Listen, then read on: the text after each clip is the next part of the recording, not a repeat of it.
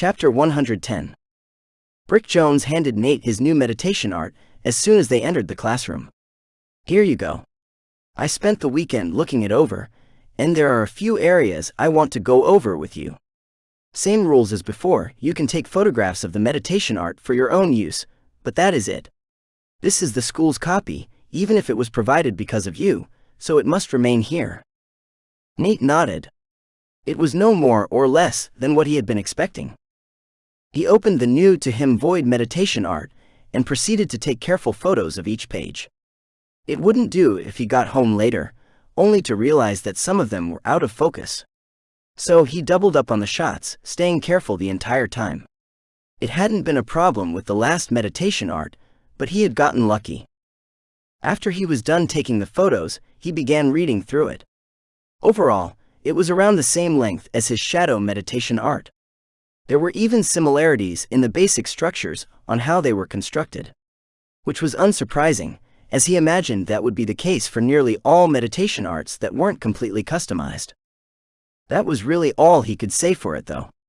The differences between the void and shadow meditation arts were much more stark now that he could see it for himself. He had expected there to be differences. Of course, there had to be with how the different elemental chi was gathered. Those changes turned out to be the least noteworthy things inside the new meditation art. He read it through once and then glanced at the clock. There was still some time left before it would ring.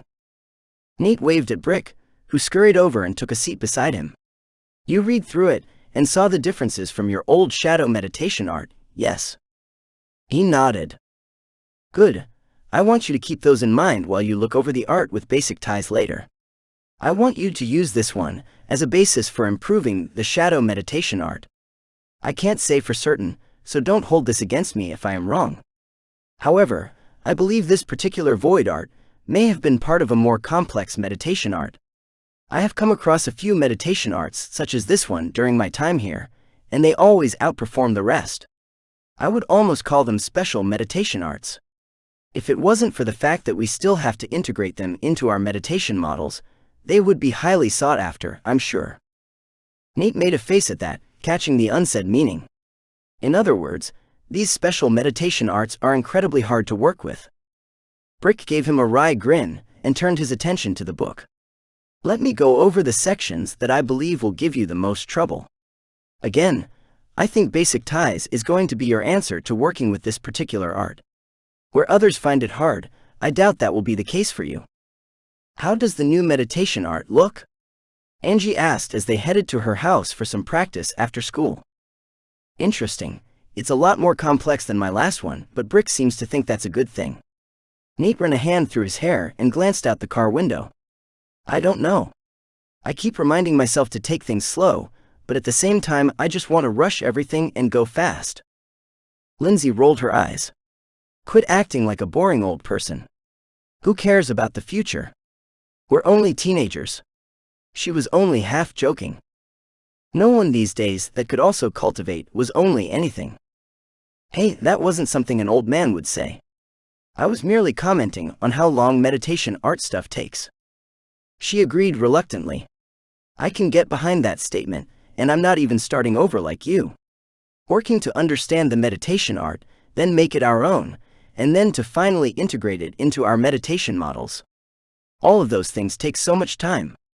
At least we can do each of them at the same time. If we had to do each piece on its own before moving on to the next step, this would really take forever. Has Brick modified either of your meditation arts yet? He asked as they neared Angie's home. He mentioned that he was going to, but that it would take a few days. Apparently, he was busy all weekend looking at a certain someone's new meditation art. Did you see the bags under his eyes? I doubt he even got much sleep. Nate hadn't noticed the bags under his eyes, but it didn't surprise him. I told you he was obsessive about the subject. Inside the training facility, they were limbering up and going through their stretches when Anna and another trainer made their appearances. Lindsay straightened and ran at him. Landon. When did you get back? Do Mom and Dad know you're in the city? She squealed happily. That's her older brother, Angie supplied helpfully. I figured, though I didn't realize the gap between their ages was quite so large. Lindsay was the youngest in her family at 17. The man standing beside Anna appeared to be a similar age as her, though now that he thought about it, he wasn't sure how old she even was. "Are you thinking rude thoughts?" Angie asked while elbowing him gently in the ribs. "And the difference in the ages isn't as extreme as you're thinking." "No, I wasn't, not really anyway. I was just thinking that I didn't know Anna's age. So I can't actually say as to whether or not the gap between them is large or not." "Oh," she said simply, taking in Anna's appearance. "Yeah, my family got really lucky that we were able to hire her. She's actually the daughter of my father's childhood best friend." Nate took that information in and looked even harder at Anna. "She can't be that much older than us then. Your parents don't seem that old." "Cultivators never do, but no, they aren't, and that is what I meant when I said we got lucky. Anna is a prodigy. She is extremely talented with weapons and at cultivation. Her current realm is barely a little lower than my parents, and she is only 29. His brows rose in amazement. Nate had always known she was good, but the thought that she was awesome to this degree hadn't crossed through his mind before then. "How old is Landon?" Angie bit her lower lip as she took a moment to think. "He's 25, I think." "That's not too bad, depending on where the rest of her siblings are in the lineup, I guess," he said after a moment. "So him and Anna, huh? Based strictly on looks, they're a good-looking couple." "What? No, they're not," she protested, her head snapping to watch how close the two were standing next to each other even while Lindsay hung from his neck like a koala.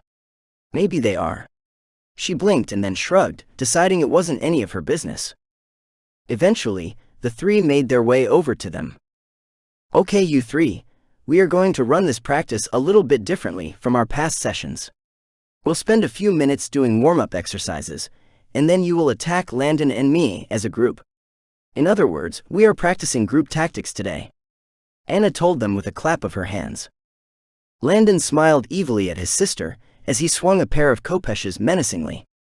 "You are such a goofball," Lindsay twirled her heavy halberd.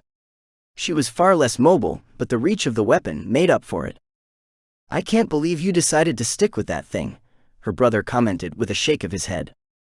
"It's a family tradition." He snorted, "And yet only you, Logan and Dad have decided to stick with it after being given a choice. I do admit, training with such a heavy weapon did come with some perks though." He flexed his biceps, showing off his muscles. "This is a very weird argument," Nate muttered. "Welcome to the Travers family," Angie returned equally softly. "Lindsay may not enjoy being around my parents, but I love being around her family. They are an absolute blast most of the time. They're all a little weird, but almost always nice and polite. To me, at least they feel normal." By the time they finished talking, the siblings were done showing off to each other and were ready to begin. Nate had his cookeries at ready and was standing beside Angie. Lindsay was a few steps behind them. They had never fought other humans while in their formation, and he didn't think it was going to go well. However, that was the purpose of these training matches, to teach them what they needed to improve upon. Unlike the other two, he was the only one without a secondary weapon present as well. However, that was mainly due to his own lack of foresight, rather than there being a dearth of options. There were plenty of training crossbows on the wall. He just hadn't thought to grab one until it was too late. Angie held her single-handed sword at the ready. Her stance was slightly forward so she could spring into motion, or dodge to the side as the need arose. Compared to her, Nate felt absolutely sloppy, but nearly all of his training had been against beasts inside the dungeon. He had done a few sessions against Anna, and there had been some ingrained knowledge from the past Nate's previous training with the cookeries, but that was it. Anna was wielding a one-handed sword and a long dagger. It was a classic combo, and he wondered why Angie hadn't gone for the same thing. Abruptly, they burst into action, both of them surging into motion at the same time. Anna jumped into the air and then lightly pushed off Landon's shoulder, soaring over their heads. In a single move, she had gotten behind them and into a position where Lindsay would be forced to deal with her alone. Meanwhile, Landon was working the curved scythe-like blades of his kopesh swords furiously as he worked to keep the two teens at bay.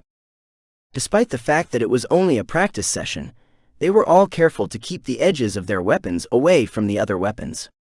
Nate had quickly learned that despite what popular media would have him believe on Old Earth, you did not want to always strike the edge of your weapons against each other. That was the fastest way to ruin a perfectly good weapon, and was something only brutes and idiots did. Different weapons had different striking and parrying zones. Some, like Angie's sword, were made to take the strikes on the edge. The Khopesh, on the other hand, was made more for parrying, and Landon was very good at it. Right from the get-go, it was abundantly clear that Landon was ambidextrous as he wielded both swords with equal grace. That said, he was still human, and both hands were still being controlled by one mind and one pair of eyes. After a few seconds, he began to get pushed back, as Angie and Nate started to work together to overwhelm him. The Khopesh could keep 2 of their blades occupied. However, Nate was also dual-wielding kukris. He might not have been doing it with as much grace as Landon, but his proficiency with them was still rather decent. It was more than enough to take advantage of the opportunities the older man began to present, as they settled into a rhythm. Landon chuckled and gave them a small nod before increasing the pace. His second hand gradually began to operate out of sync with his first, and then was entirely on its own. He was using his higher cultivation to help independently control his second hand.